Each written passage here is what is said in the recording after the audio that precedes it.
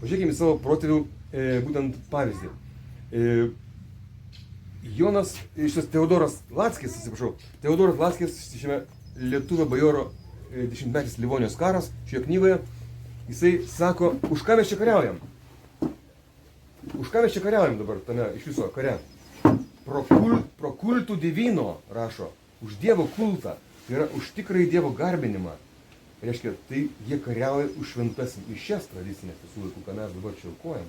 Šitoj koplyčia, buvom padarę lauko koplyčią šį rytą, buvo šventos mišios, mes čia stovykloj, kaip lauko sąlygom, arba bažnyčių gražiai katedroj. Jie kovoja tas karas už šventas mišias.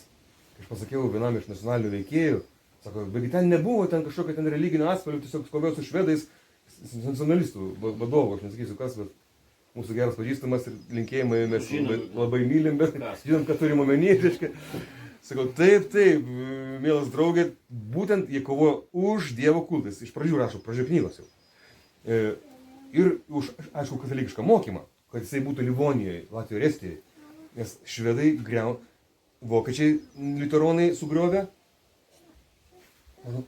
civilizacija, sugriovė vokiečiai liuteronai ir paskui švedai vėl bando toliau tą sugriovimą tęsti.